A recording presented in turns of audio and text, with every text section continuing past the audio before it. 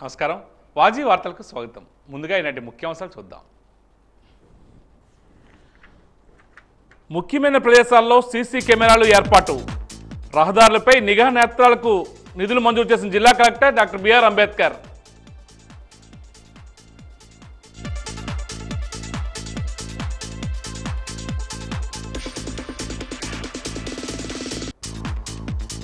ప్రాణాలు ఫనంగా పెట్టి విద్యుత్ ఉద్యోగులు అందించే సేవలు అమూల్యం.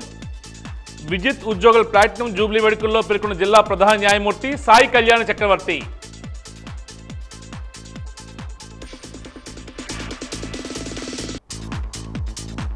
గంజాయి విషవలయంలో చిక్కుకుంటే యువత జీవితం దుర్భరం. గంజాయి కేసుల్లో నిందితులకు పడే శిక్షలపై వాజీ ప్రత్యేక కథనం.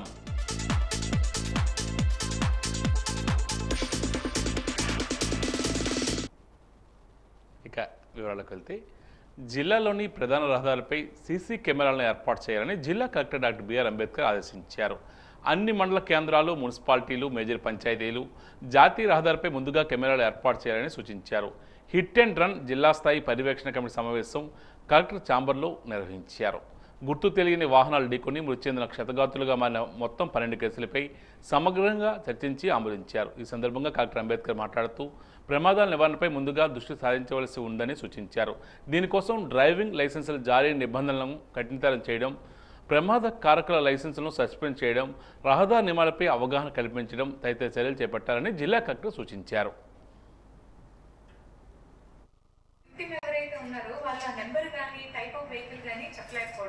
మూడోది ఏంటంటే డెత్ కేసులో ఓన్లీ డెత్ పర్సన్ ఉండి ఆ వెహికల్ అట్లీస్ట్ విట్నెస్ మనకి లేక ఐదర్ టైప్ ఆఫ్ వెహికల్ కూడా లేకపోతే మనకి సీసీ కెమెరాస్ మనం మ్యాచ్ చేసుకోలేము సార్. అలా చేయాలి. అత్యవసర పరిస్థితుల్లో ప్రాణాలను ఫనంగా పెట్టి విద్యుత్ ఉద్యోగులు విధులు నిర్వహిస్తారని, చీకటిని పారద్రోలి మన జీవితాల్లో వెలుగులు నింపడానికి విద్యుత్ ఉద్యోగులు ఎంతగానో కృషి చేస్తారని జిల్లా ప్రధాన న్యాయమూర్తి సాయి కళ్యాణ్ చక్రవర్తి అన్నారు. ఈరోజు దాసనపేటలోని ఆంధ్రప్రదేశ్ ఎంప్లాయీస్ యూనియన్ 1104 విజయనగరం ప్రాంతీయ శాఖ ఆధ్వర్యంలో ప్లాటినం జూబ్లీ వేడుకలు ఘనంగా నిర్వహించారు. ఈ వేడుకల సందర్భంగా కస్పా హైస్కూల్ విద్యార్థులకు బ్యాగులు పంపిణీ చేశారు. ఈ సందర్భంగా జడ్జి సాయి కళ్యాణ్ చక్రవర్తి మాట్లాడుతూ విద్యార్థులు బాగా చదువుకుని ఉన్నతమైన స్థానాలకు ఎదగాలని ఆకాంక్షించారు. ఇలాంటి సేవా కార్యక్రమాలు చేయడం అభినందనీయమని తెలియజేశారు. మరిన్ని సేవా కార్యక్రమాలు నిర్వహించాలని ఆకాంక్షించారు. ఈ కార్యక్రమంలో ఏపీ ఈపీడీసీఎల్ ఎస్సీ లక్ష్మణరావు, విద్యుత్ శాఖ సిబ్బంది తదితరులు పాల్గొన్నారు.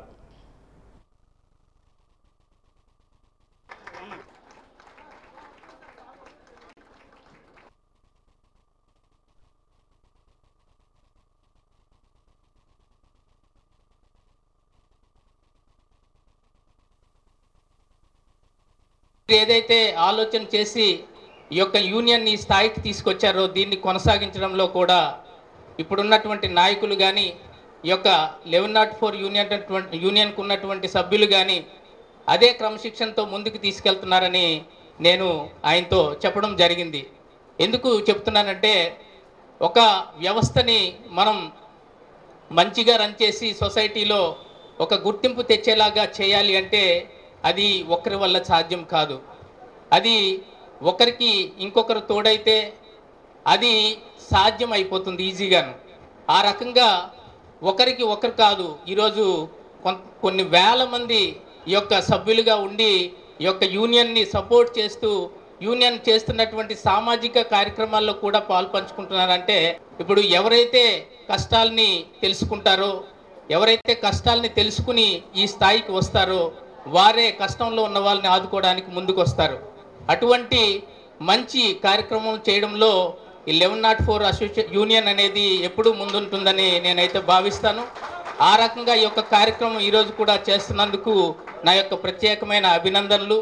ఆ యొక్క కార్యక్రమాలు ఇంతటితో ఆగకుండా ఈరోజు ఏదైతే 75 వసంతాలు పూర్తి చేసుకుని 76వ సంవత్సరంలో అడుగు పెడుతున్నారో, ఈ అడుగుపెట్టిన కార్యక్రమంలో నన్ను కూడా పాల్పంచుకుని ఈ రకంగా చక్కగా పేదవాళ్ళకు ఉపయోగపడేలాగా సామాజిక ఒక కార్యక్రమాలని తీసుకుని సమాజానికి ఉపయోగపడే ఒక మంచి పౌరుల్ని తయారు చేస్తున్నారు.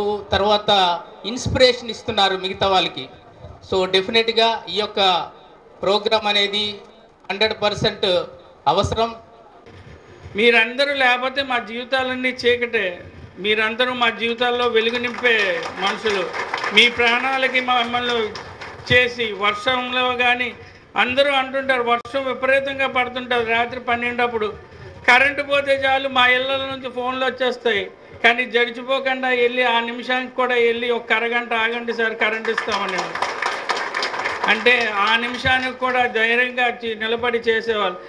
మిగతా వాళ్ళు అంటుంటారు ప్రభుత్వ ఉద్యోగులు మీరు అనే మీకేముంది అన్నీ జరిగిపోతాయని. కానీ మన వైపు ఉన్న కష్టాన్ని కూడా ఆలోచించే విధంగా మనకి ప్రొజెక్ట్ చేసుకోవాలని కోరుకుంటున్నాను. అదేవిధంగా ఇంత మంచి కార్యక్రమాలు చేయాలని ఇంకా మంచి కార్యక్రమాలు ఈ 1104 చేయాలని కోరుకున్నాను. అదేవిధంగా మన గురించి మనం ఆలోచించుకోకుండా ఇంత చిన్న పిల్లలకి ఇంత మంచి కార్యక్రమాలు చేస్తున్నారు. అదేవిధంగా మన పిల్లల్ని కూడా ఈ దేశానికి ఉపయోగపడే మనుషులుగా తీర్చిదిద్దాల్సిన బృహత్ కార్యం కూడా మీ చేతుల్లోనే ఉంది. అందరూ ఏంటంటే ప్రజలు మీరు పల్లెటూరులో మీరు లేకపోతే ఒక పంటకు నీరు ఉండదు, మీరు లేకపోతే ఇంటికి వెలుగు ఉండదు.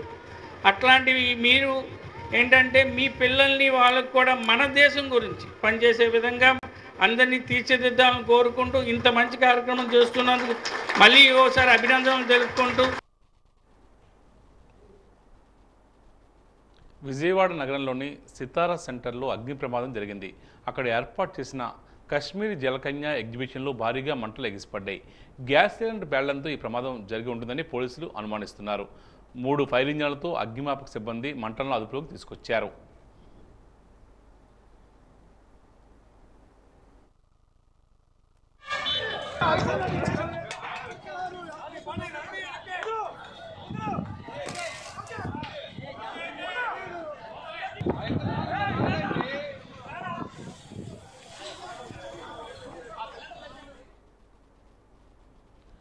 గంజాయి విషవలయంలో అనేక మంది యువకులు చిక్కుకొని జీవితాన్ని నాశనం చేసుకుంటున్నారు.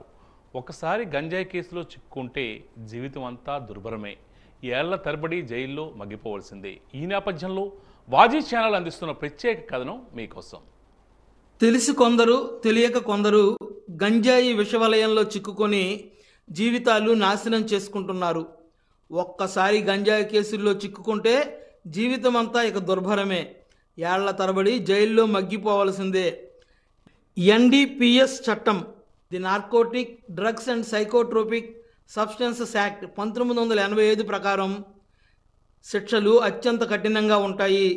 గంజాయి సహా ఇతర మాదక ద్రవ్యాల ఉత్పత్తి, విక్రయం, కొనుగోలు, రవాణా, వినియోగం, నిల్వ ఇవన్నీ కూడా నేరాలే. ఇతర ఏ కేసుల్లోనైనా నిందితుడు నేరం చేశాడని పోలీసులు, ప్రాసిక్యూషన్ నిరూపించాలి. కానీ ఎన్డీపీఎస్ చట్టంలోని సెక్షన్ల కింద కేసు నమోదైతే తాను ఆ నేరానికి పాల్పడలేదని నిరూపించుకోవాల్సిన బాధ్యత నిందితుడిదే. ఈ కేసుల్లో బెయిల్ రావడం చాలా కష్టం. గంజాయి, మాదక ద్రవ్యాలను అణిచివేసే విషయంలో కూటమి ప్రభుత్వం చాలా కఠినంగా ఉంది. ఐజీ ఆకే రవికృష్ణ ఆధ్వర్యంలో ఇప్పటికే ఈగల్ విభాగాన్ని ఏర్పాటు చేసింది. ఈ ప్రత్యేక ఫోర్స్ గంజాయి సాగు నుంచి రవాణా, వినియోగం వరకు ప్రతి దశలోనూ నిఘా పెడుతోంది. వారికి కఠిన శిక్షలు పడేలా చర్యలు తీసుకుంటోంది. 20 ఏళ్ల వరకు జైలు శిక్ష, మరణశిక్షకు అవకాశం ఉంటుంది. 1 కిలో లోపు గంజాయి పట్టుబడితే దానిని చిన్న మొత్తంగాను, 20 కిలోలు అంతకంటే ఎక్కువ పట్టుబడితే దానిని వాణిజ్యపరంగాను పరిగణిస్తారు. 20 కిలోలు అంతకంటే ఎక్కువ గంజాయితే దొరికితే 10 ఏళ్లకు తక్కువ కాకుండాను 20 ఏళ్ల వరకు జైలు శిక్ష, ₹1,00,000 తక్కువ కాకుండా జరిమానా విధిస్తారు. 1 కిలో గంజాయితో పట్టుబడిన 10 ఏళ్ల వరకు జైలు శిక్ష, జరిమానా పడుతుంది. ఏవైనా 2 అంతకు మించిన కేసుల్లో దోషిగా తేలితే 30 ఏళ్ల జైలు శిక్ష లేదా మరణశిక్ష విధించే వరకు ఎన్డీపీసీ చట్టంలో అవకాశం ఉంది. గంజాయి, మాదక ద్రవ్యాల కేసుల్లో ఒక్కసారి అరెస్ట్ అయితే చాలు, కేంద్ర హోంమంత్రిత్వ శాఖ నిర్వహించే national integrated database on arrested narco offenders Nidaan పోర్టల్లో పేరు నమోదైపోతుంది. ఇకపై వారికి పాస్పోర్ట్ జారీ చేయరు. దాంతో విదేశయానం చేసే అవకాశం మరి ఉండదు. గంజాయి సహా మాదక ద్రవ్యాలు వినియోగించటం, సేవించటం 2 నేరమే.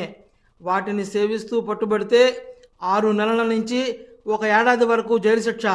అక్రమ రవాణాకు ఆర్థికంగా సహాయం అందిస్తే 10 నుంచి 20 ఏళ్ల వరకు జైలు శిక్ష. అక్రమ ఉత్పత్తి, విక్రయం, ఎగుమతి, దిగుమతి చేస్తే 10 నుంచి 20 ఏళ్ల వరకు జైలు శిక్ష ఉంటుంది. గంజాయి, మాదక ద్రవ్యాల అక్రమ వ్యాపారంతో స్మగ్లర్లు కూడబెట్టిన ఆస్తులను కూడా ప్రభుత్వం జప్తు చేస్తుంది. గంజాయి, మాదక ద్రవ్యాల సాగు, ఉత్పత్తి, తయారీ, కలిగి ఉండడం, విక్రయం, కొనుగోలు, రవాణా, నిల్వ చేయడం, వినియోగించటం, ఎగుమతి, దిగుమతి, అందుకు ప్రయత్నించటం, ప్రేరేపించడం, కుట్ర చేయడం. తెలిసి కొందరు, తెలియక కొందరు ఈ విషవలయంలో చిక్కుకొని జీవితాలను నాశనం చేసుకుంటున్నారు. ఇటీవల కేంద్ర రాష్ట్ర ప్రభుత్వాలు సీనియర్ సిటిజన్స్ కోసం సీనియర్ సిటిజన్ ఐడెంటిటీ కార్డు ఇవ్వాలని ప్రతిపాదించామని వికలాంగ శాఖ అసిస్టెంట్ డైరెక్టర్ కుమారస్వామి పేర్కొన్నారు. ఈరోజు ఆయన వాజీ న్యూస్తో మాట్లాడుతూ ఈ కార్డుల ద్వారా సీనియర్ సిటిజన్లు బస్సు ప్రయాణాల్లో రాయితీ పొందవచ్చునని, ఆసుపత్రులు, సినిమా థియేటర్లు, టెలిఫోన్ ఎక్స్చేంజ్ల వద్ద వారికి ప్రత్యేకమైన క్యూలైన్ సదుపాయం ఉంటుందని తెలియజేశారు. నడవలేని పరిస్థితిలో ఉన్నవారికి వీల్చైర్ సౌకర్యం కూడా ఇస్తామని తెలియజేశారు.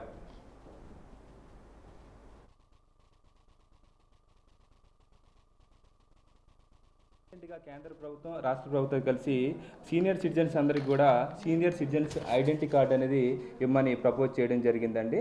ఈ కార్డ్స్ వల్ల చాలా బెనిఫిట్స్ ఉన్నాయి. ముఖ్యంగా ఈ కార్డ్స్ ఎవరైతే సీనియర్ సిటిజన్స్ ఉన్నారో వాళ్ళు ఈ బస్సుల్లో ఈ కార్డ్స్ను ఉపయోగించుకొని వాళ్ళందరూ కూడా రాయితీని పొందవచ్చు. అదేవిధంగా ఈ సీనియర్ సిటిజన్స్ కార్డ్స్ వల్ల ఈ కార్డు పట్టుకొని హాస్పిటల్ కానీ, సినిమా థియేటర్స్ కానీ, టెలిఫోన్ ఎక్స్చేంజెస్ కానీ వాళ్ళు వెళ్ళినప్పుడు ఈ కార్డు చూపించడం వల్ల వాళ్ళకి సెపరేట్గా క్యూ లైన్ ఇచ్చి వీళ్ళకి ప్రత్యేకంగా క్యూ లైన్ ద్వారా శీఘ్రంగా ఆ ఆఫీసులో వీళ్ళకి కావాల్సిన సర్వీస్ అన్ని కూడా అందించడం జరుగుతుంది. అందుకోసం ఆయా కార్యాలకు వెళ్ళినప్పుడు ఈ ఐడి కార్డు అనేది వాళ్ళకి చాలా ఉపయోగపడుతూ ఉంటుందండి. అదేవిధంగా ఈ కార్డ్స్ వల్ల వీళ్ళకి ప్రత్యేకంగా ఈ ఎవరైతే సీనియర్ సిటిజన్స్ ఉన్నారో అందులో మోస్ట్ సీనియర్స్ ఉండి ఎవరైతే నడవలేని పరిస్థితిలో ఉన్నారో వాళ్ళందరికీ కూడాను వాళ్ళు దరఖాస్తు కానీ చేసుకునిచో వాళ్ళకి వీల్ చైర్స్ కానీ ఇంకా అవసరమైన వాళ్ళకి స్టిక్స్ కానీ ఈ కార్డ్స్ ద్వారా అందించడం జరుగుతుందండి. ఈ కార్డ్స్ కోసం దీని యొక్క ప్రొఫార్మ్ అనేది ఈ విధంగా ఉంటుందండి. ఒక సింగిల్ పేజ్ దరఖాస్తు అనేది ఉంటుందండి. ఈ దరఖాస్తుని కానీ వాళ్ళు ఫిల్ చేసి దాంతోపాటుగా వాళ్ళ యొక్క రెసిడెన్సీ ప్రూఫ్గా, అంటే ఈ జిల్లాలోనే ఉంటున్నట్టుగా వాళ్ళు రెసిడెన్సీ ప్రూఫ్గా, ఏజ్ ప్రూఫ్గా ఒక ఆధార్ కార్డుని కానీ వాళ్ళు మనకి సబ్మిట్ చేసినచో వాళ్ళకి ఇటువంటి కార్డుని మంజూరు చేయడం జరుగుతుంది. వాళ్ళు మన ఆఫీస్కి దరఖాస్తుని సమర్పించిన అదే రోజు కానీ లేదా మరుసటి రోజు కానీ వాళ్ళకి వెంటనే ఈ కార్డ్స్ని మంజూరు చేయడం జరుగుతుందండి. దయచేసి మన జిల్లాలో ఉండే ఈ సీనియర్ సిటిజన్స్ అందరూ కూడాను ఈ సీనియర్ సిటిజన్స్ కార్డ్స్ని వినియోగించుకోవాలని ఈ మీడియా ద్వారా మేము విజ్ఞప్తి చేస్తున్నామండి.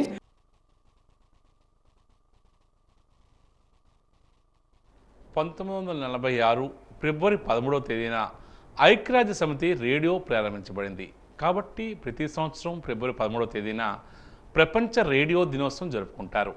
రేపు ప్రపంచ రేడియో దినోత్సవం సందర్భంగా వాజీ అందిస్తున్న ప్రత్యేక కథనం. 2010 సెప్టెంబర్ 20వ తేదీన స్పెయిన్ యునెస్కో ఎగ్జిక్యూటివ్ బోర్డుకు స్పానిష్ రేడియో అకాడమీ ప్రపంచ రేడియో దినోత్సవం ప్రకటన ఎజెండాలో చేర్చాలని అభ్యర్థన పంపించింది. 2011 సెప్టెంబర్ 29వ తేదీన యునెస్కో ఎగ్జిక్యూటివ్ బోర్డు తన తాత్కాలిక ఎజెండాలో ప్రపంచ రేడియో దినోత్సవం ప్రకటించే అంశాన్ని చేర్చింది. 2011లో యునెస్కో తన పరిధిలో ఉన్న ప్రసార సంఘాలు, యుఎన్ ఏజెన్సీలు, ఎన్జిఓలు, ఫౌండేషన్లు, ద్వైపాక్షిక అభివృద్ధి సంస్థలు, యునెస్కో శాశ్వత ప్రతినిధులు, జాతీయ కమిషన్ల వంటి సంస్థలతో ఈ దినోత్సవంపై విస్తృత సంప్రదింపులు జరిపింది. Arab States Broadcasting Union, Asia Pacific Broadcasting Union, African Union of Broadcasting, Caribbean Broadcasting Union, European Broadcasting Union, International Association of Broadcasting, North American Broadcasters Association, Organisational de Communications వంటి 91 సంస్థలు ఈ ప్రతిపాదనకు మద్దతు తెలిపాయి. 1946 ఫిబ్రవరి 13వ తేదీన ఐక్యరాజ్య సమితి రేడియో ప్రారంభించింది. కాబట్టి ఆ సందర్భంగా ప్రతి ఏటా ఫిబ్రవరి 13వ తేదీన ఈ దినోత్సవాన్ని జరుపుకునేలా జనరల్ కాన్ఫరెన్స్ 36వ సెషన్లో ప్రపంచ రేడియో దినోత్సవాన్ని ప్రకటించాలని బోర్డు యునెస్కోకు సిఫార్సు చేసింది. ఐక్యరాజ్యసమితి సభ్య దేశాలు, ఐక్యరాజ్యసమితి సంస్థలు, అంతర్జాతీయ ప్రాంతీయ సంస్థలు, వృత్తి సంఘాలు, ప్రసార సంఘాలు, ప్రభుత్వేతర సంస్థలు మొదలైనవన్నీ ప్రపంచ రేడియో దినోత్సవాన్ని జరుపుకోవాలని బోర్డు ఆహ్వానించింది. ప్రపంచ రేడియో దినోత్సవాన్ని జనరల్ అసెంబ్లీలో ఆమోదించడానికి ప్రపంచవ్యాప్తంగా ఈ దినోత్సవం జరుపుకునే విధంగా యునెస్కో డైరెక్టర్ జనరల్ ఈ తీర్మానాన్ని ఐక్యరాజ్యసమితి సెక్రటరీ జనరల్ దృష్టికి తీసుకుని రావాలని బోర్డు అభ్యర్థించింది. ఈ అభ్యర్థనను యునెస్కో జనరల్ కాన్ఫరెన్స్ పరిగణించి 36/63 ఫైల్లో ఉన్న తీర్మానాన్ని ఆమోదించింది.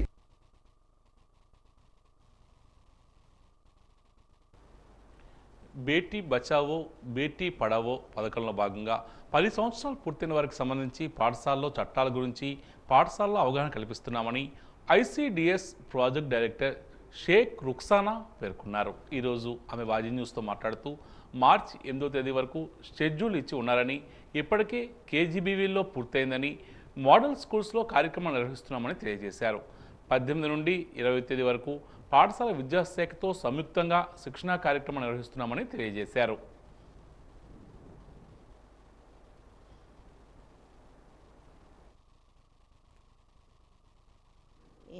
అయితే మాకు బేటీ బచ్చా బేటీ పడావ్ కింద 10 years కంప్లీట్ అయిన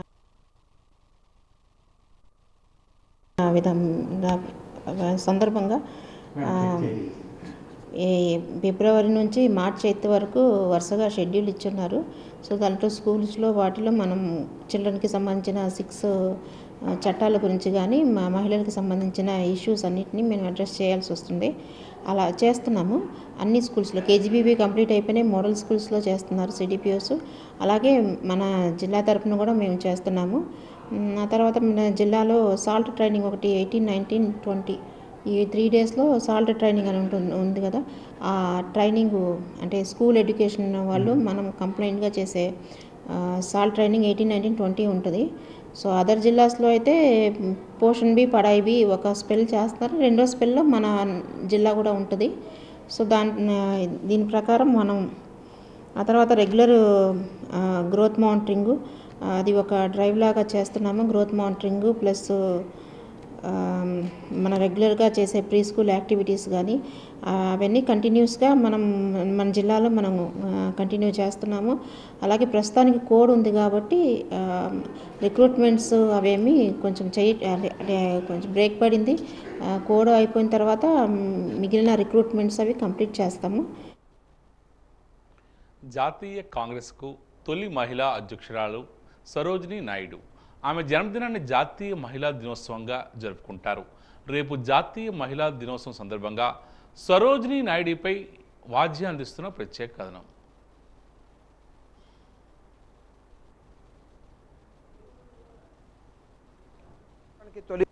భారత జాతీయ కాంగ్రెస్కు తొలి మహిళా అధ్యక్షురాలు, ఉత్తరప్రదేశ్ రాష్ట్రానికి తొలి మహిళా గవర్నర్గా చరిత్రలో నిలిచిపోయిన మహిళా శిరోమణి సరోజినీ నాయుడు. స్వాతంత్ర సమరంలో పాల్గొన్న వీర వనిత సరోజినీ నాయుడు 1879 ఫిబ్రవరి 13వ తేదీన పండిత బెంగాలీ బ్రాహ్మణ వంశంలో హైదరాబాద్లో జన్మించారు. తండ్రి అఘోరనాథ్ చటోపాధ్యాయ, తల్లి వరద సుందరీదేవి. ఆమె స్వగ్రామం తూర్పు బెంగాల్లోని బ్రహ్మనగరం. ఉద్యోగ నిమిత్తం తండ్రి 1878లో హైదరాబాద్ తరలివచ్చారు. తండ్రి స్థానిక నిజాం కాలేజీలో ప్రొఫెసర్గా పనిచేసేవారు. ఆ కళాశాల మద్రాసు విశ్వవిద్యాలయానికి అనుబంధంగా ఉండేది. ఆ కళాశాలలో తొలి డాక్టరేట్ పట్టా పొందిన భారతీయ ప్రొఫెసర్ అఘోరనాథ్. తండ్రికి తగ్గ తనయురాలుగా పేరు సంపాదించిన సరోజిని 12 ఏళ్ల వయసులో మద్రాస్ ప్రెసిడెంటీ కళాశాల నుంచి ప్రథమ శ్రేణిలో మెట్రికులేషన్ పరీక్ష పాస్ అయ్యారు. ఆ వయసులోనే ఆల్జీబ్రాపై పద్యాలు కూడా రాశారు. 13 ఏళ్ల వయసులో లేడీ ఆఫ్ ద లేక్ అనే 1300 లైన్ల పద్యాన్ని రాసింది. 1895లో ఉన్నత విద్య కోసం నిజాం ప్రభుత్వం వారి స్కాలర్షిప్తో లండన్లోని కింగ్స్ కాలేజీకి వెళ్ళారు. తర్వాత కేంబ్రిడ్జ్లోని గిర్టన్ మహిళా కళాశాలలో విద్యాభ్యాసం చేశారు. ప్రముఖ ఇంగ్లీషు రచయితలు షెల్లీ, బైరన్, వేల్స్ తదితరుల ప్రభావం ఆమె కవిత్వంపై పడింది. ఆమె కవితలు 4 సంపుటాలుగా వెలువడ్డాయి. 1909లో 40 పద్యాలతో ద గోల్డెన్ థ్రెషోల్డ్, 1912లో 46 పద్యాలతో ది బర్డ్ ఆఫ్ టైమ్, 1917లో 61 పద్యాలతో ది బ్రోకెన్ వింగ్, 1928లో ది సెప్టర్డ్ ఫ్లూట్, 1961లో 37 పద్యాలతో the feather of dawn, the gift of India, సంకలనాలు విడుదలయ్యాయి. హైదరాబాద్లోని ఆమె నివాసానికి గోల్డెన్ థ్రెషోల్డ్ అని పేరు పెట్టుకున్నారు. సరోజిని ఇంగ్లాండ్లో విద్యాభ్యాసం చేసే రోజులలో డాక్టర్ ముత్యాల గోవిందరాజులు నాయుడిని ప్రేమించి మన దేశానికి తిరిగి వచ్చిన తర్వాత 1898లో తల్లిదండ్రులను ఒప్పించి కందుకూరి వీరేశలింగం పంతులు గారి చేతుల మీదుగా కులాంతర వివాహం చేసుకున్నారు. ఆ దంపతుల సంతానం జయసూర్య, పద్మజ, రణధీర, లీలామణి. పద్మజ పశ్చిమ బెంగాల్ రాష్ట్రానికి గవర్నర్గా పనిచేశారు. 1905లో జరిగిన విభజన ఉద్యమంలో ఆమె తొలిసారిగా జాతీయోద్యమంలో పాల్గొన్నారు. 1916లో కలకత్తాలో గోపాలకృష్ణ గోఖలేతో జరిగిన పరిచయం వలన మహమ్మద్ అలీ జిన్నా, జవహర్లాల్ నెహ్రూ, మహాత్మా గాంధీ, రవీంద్రనాథ్ ఠాగూర్, అనీ బీసెంట్, రామస్వామి అయ్యర్ల సరసన స్వతంత్ర సమరంలో పాల్గొనే అవకాశాన్ని పొందారు. హోం రూల్ ఉద్యమంలో పాల్గొని బ్రిటిష్ నేతలకు జలియన్ వాలాబాగ్ ఘాతుకాలను తెలియజెప్పారు. 1919లో హోం రూల్ ఉద్యమానికి సంబంధించి భారతీయ రాయబారిగా ఇంగ్లాండ్ వెళ్లారు. తర్వాత గాంధీజీ ఆమెను అమెరికా పంపించారు. 1924లో ఆఫ్రికాలోను, 1928లో అమెరికాలోనూ విస్తృతంగా పర్యటించారు. 1925లో కాన్పూర్లో జరిగిన ఇండియన్ నేషనల్ కాంగ్రెస్ సమావేశానికి ఆమె అధ్యక్షత వహించి భారత జాతీయ కాంగ్రెస్కు తొలి అధ్యక్షత వహించిన మహిళగా చరిత్రకెక్కారు. దండి సత్యాగ్రహం, క్విట్ ఇండియా ఉద్యమాలలో గాంధీజీతో పాల్గొని ఏర్పేడులో జైలు శిక్ష అనుభవించారు. 2వ రౌండ్ టేబుల్ కాన్ఫరెన్స్లో ఆమె చేసిన ప్రసంగం చారిత్రాత్మకమైనది. బ్రిటిష్ ప్రభుత్వం ఆమెకు కైజర్ ఏ హింద్ స్వర్ణ పథకాన్ని బహుకరించింది. 1928లో ఆమెను భారతీయ జాతీయ కాంగ్రెస్ వర్కింగ్ కమిటీలోకి సభ్యురాలిగా తీసుకున్నారు. గాంధీజీతో కలిసి 1942లో క్విట్ ఇండియా ఉద్యమంలో పాల్గొని 21 నెలలు జైలు శిక్ష అనుభవించారు. 1947 మార్చిలో ఏషియన్ రిలేషన్స్ కాన్ఫరెన్స్లో స్టీరింగ్ కమిటీ సభ్యురాలిగా ఉన్నారు. స్వాతంత్ర అనంతరం ఆమె కొన్నేళ్లు ఉత్తరప్రదేశ్కు గవర్నర్గా కూడా పనిచేశారు. ఉర్దూ, తెలుగు, ఇంగ్లీష్, బెంగాలీ, పర్షియన్ భాషలలో సరోజిని నాయుడు దిట్ట. 1949 మార్చి 22వ తేదీన అలహాబాద్లోని సరోజిని నాయుడు తుది శ్వాస విడిచారు. ఆమె మరణానంతరం గోల్డెన్ థ్రెషోల్డ్ భవనాన్ని హైదరాబాద్ విశ్వవిద్యాలయానికి ఆమె వారసురాలు పద్మజా నాయుడు బహూకరించారు. 1975 నవంబర్ 17వ తేదీన అప్పటి ప్రధాని ఇందిరాగాంధీ ఆ భవనాన్ని జాతికి అంకితమిచ్చారు. The great democratic ideals that came in the wake of the Arab traders to India, all those influenced the introspective philosophy, and by learning from us, taught us great ideals of brotherhood. The 15th of August, 1947, India's Independence Day.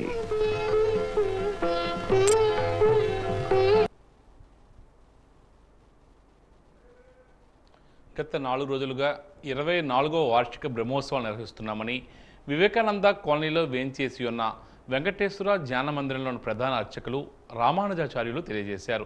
ఈరోజు ఆయన వాద్య న్యూస్తో మాట్లాడుతూ ఈరోజు ఉత్సవమూర్తులకు పంచామృత స్థాపనం, సుదర్శన చక్రస్థాన మహోత్సవం, మహాపూర్ణాహుతి నిర్వహిస్తున్నట్లు పేర్కొన్నారు.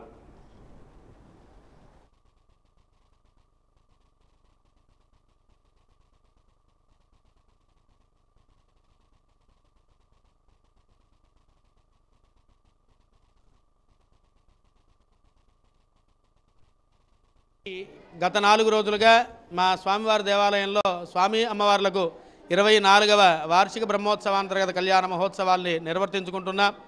నేటి పొద్దున్న నిన్నటి వరకు జరగాల్సినటువంటి కార్యక్రమాలన్నీ జరిగితే నేటి పొద్దున్న విశేషించి ఉత్సవమూర్తులకు పంచామృత స్నపనం, తదనంతరము కూడా సుదర్శన చక్ర స్నానోత్సవం, తదనంతరం మహాపూర్ణాహుతి కార్యక్రమాల్ని నిర్వర్తించుకొని ఇంద్రాది అష్టదిక్పాలకులకి కూడాను యథాస్థానంలో వారి వారి క్షేత్రాలకు పంపించేటటువంటి కార్యక్రమాన్ని నిర్వర్తించుకున్న తర్వాత ధ్వజ అవరోహణంతో నేటి పొద్దున్న కార్యక్రమాన్ని సుసంపన్నం చేసుకున్న.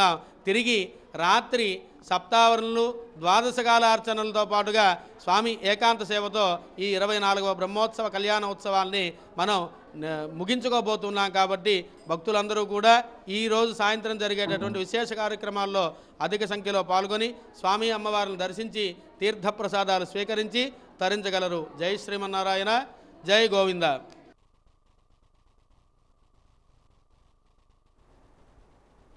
విజయ్ స్టేడియంలో 6 కోట్ల రూపాయల బడ్జెట్తో నిర్మించిన మల్టీపర్పస్ ఇండోర్ స్టేడియం గత డిసెంబర్లో ప్రారంభించడం జరిగిందని జిల్లా క్రీడా ప్రాధికారిక సంస్థ అధికారి వెంకటేశ్వరరావు పేర్కొన్నారు.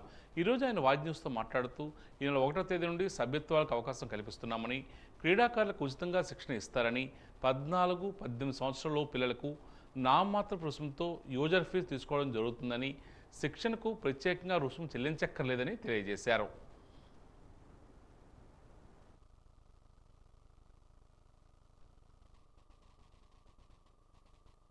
ప్రాధికార సంస్థ తరఫున పుర ప్రజలకు, పట్టణ ప్రజలకు ఒక చిన్న మెసేజ్ ఏంటంటే, మీ అందరికీ తెలిసిందే విజ్జి స్టేడియంలో దాదాపు 6 కోట్ల వ్యయంతో నిర్మించిన మల్టీపర్పస్ ఇండోర్ స్టేడియం గత డిసెంబర్లో మనం దాన్ని గౌరవ పెద్దల చేత ఓపెన్ చేయడం జరిగింది.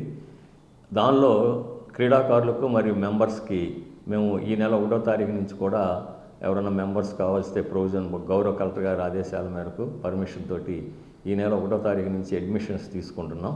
క్రీడాకారులకి ఉచిత కోచింగ్ ఇస్తారు. నిష్ణాతులైన కోచెస్ ఉన్నారు. పిల్లలకి బిలో 14-18 ఇయర్స్ పిల్లలకి నామినల్ ఫీజు తోటి కోచింగ్ ఫీజు ఉచితం ఉండేది. ఓన్లీ యూజర్స్ ఫీజు మాత్రమే, అడ్మిషన్స్ మాత్రమే ఉంటుంది.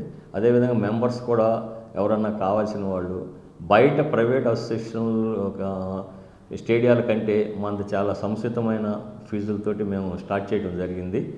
అది ఒక్కసారి మార్నింగ్ సెషన్లో 5:30 నుంచే మేము స్టార్ట్ చేస్తున్నాం. 5:30 నుంచి 6:30, 6:30 నుంచి 7:30, 7:30 నుంచి 8:30, 9 గంటల వరకు కూడా 3 సెషన్స్ ఉంటాయి. ఈవినింగ్ టైం 3 గంటల నుంచే స్టార్ట్ చేస్తాం. 3 నుంచి 4, 4 నుంచి 5, 5 నుంచి 6, 6 నుంచి 7 వరకు 4 సెషన్స్ 1 అవర్ చొప్పున కేటాయించడం జరుగుతుంది. ప్రజలకు, క్రీడాకారులకు దాదాపు 6 షటిల్ బ్యాడ్మింటన్ కోర్టులు అందుబాటులో ఉన్నాయి. కాబట్టి ఈ సదవకాశాన్ని ఉపయోగించుకుని క్రీడాభివృద్ధికి మీరు అందరూ సహకరిస్తారని పట్టణ ప్రజలకు అందరికీ ప్రత్యేక ధన్యవాదాలు తెలియజేస్తున్నాను. Thank you. ఆర్టీసీ కార్మికుల సమస్యలను పరిష్కరించడానికి నేషనల్ మజ్దూర్ యూనియన్ ఎంతగానో కృషి చేస్తుందని ఎన్ఎంయు రాష్ట్ర కోశాధికారి పివి మోహన్ తెలియజేశారు. జిల్లా పరిషత్ మినిస్ట్రియల్ భవనంలో ఈరోజు నేషనల్ మజ్దూర్ యూనియన్ విజయనగరం జిల్లా శాఖ నూతన కార్యవర్గాన్ని ఎన్నుకున్నారు. ఎన్ఎంయు విజయనగరం జిల్లా అధ్యక్షుడిగా సిహెచ్ దుర్గరాజు, కార్యదర్శిగా పిజి రాఫిల్, వర్కింగ్ ప్రెసిడెంట్గా ఎస్ కోటమూర్తి, వైస్ ప్రెసిడెంట్గా ఎం సుజాత ఎన్నికబడ్డారు. నూతనంగా ఎన్నికబడిన వారందరికీ శుభాకాంక్షలు తెలియజేశారు.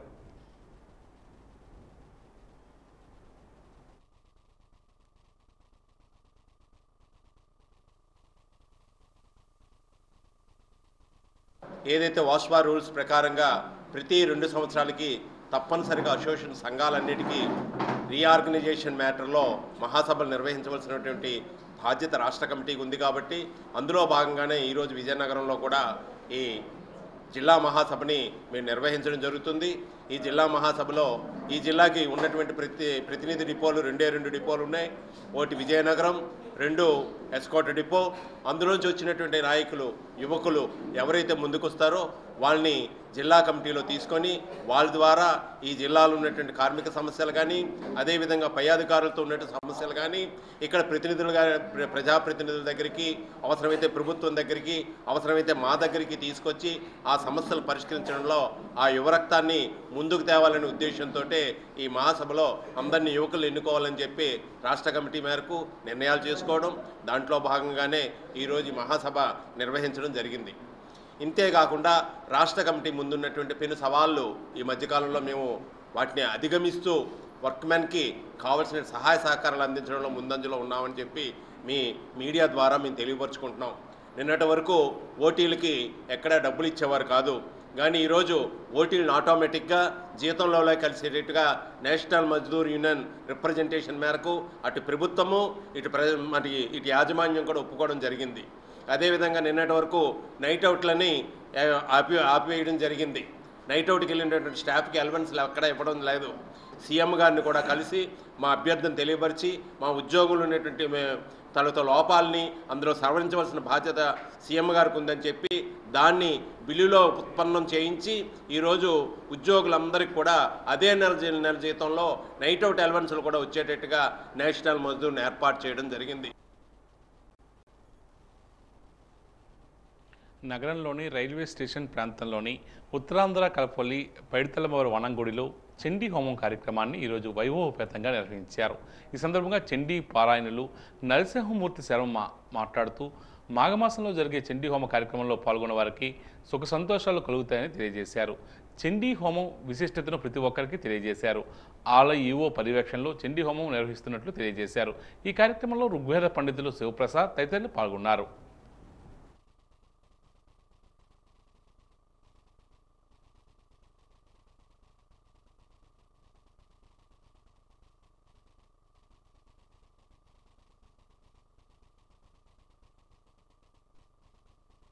ఉత్తరాంధ్ర కల్పవెల్లి చెరులిచ్చే శ్రీ పైడితలమ్మవారి దేవాలయంలో వనగుడిలో వేయించేస్తున్న దుర్గాలమ్మ ముత్యాలమ్మ పైడితలమ్మ వారి దేవాలయాన్ని అనుసంధానం చేస్తూ ఈరోజు మాఘ పౌర్ణమి సందర్భంగా చండీ హోమ కార్యక్రమం నిర్వహించేశారు.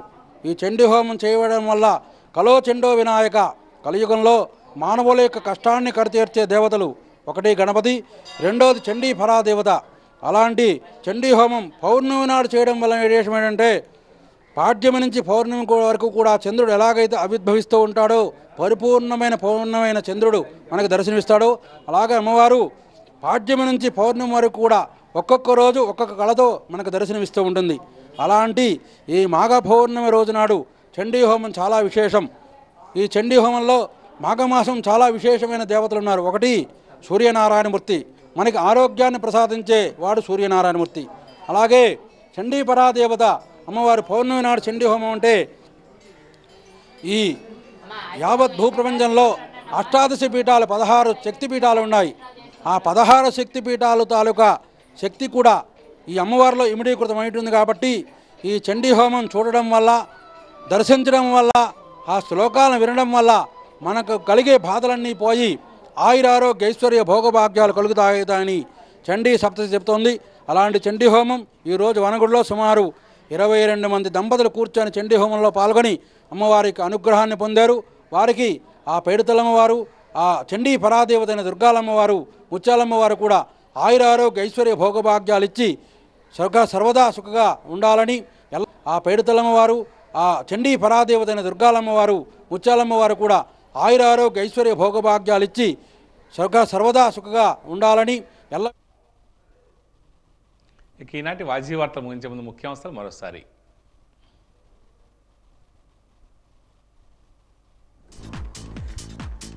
ముఖ్యమైన ప్రదేశాల్లో సీసీ కెమెరాలు ఏర్పాటు, రహదారులపై నిఘా నేత్రాల నిధులు మంజూరు చేసిన జిల్లా కలెక్టర్ డాక్టర్ బిఆర్ అంబేద్కర్.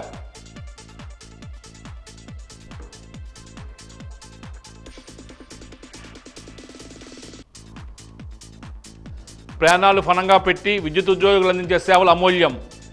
విద్యుత్ ఉద్యోగుల ప్లాటినం జూబ్లీ వేడుకల్లో పేర్కొన్న జిల్లా ప్రధాన న్యాయమూర్తి సాయి కళ్యాణ చక్రవర్తి.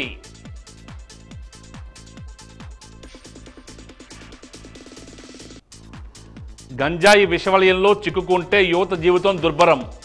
గంజాయి కేసుల్లో నిందితులకు పడే శిక్షలపై వాజీ ప్రత్యేక కథనం.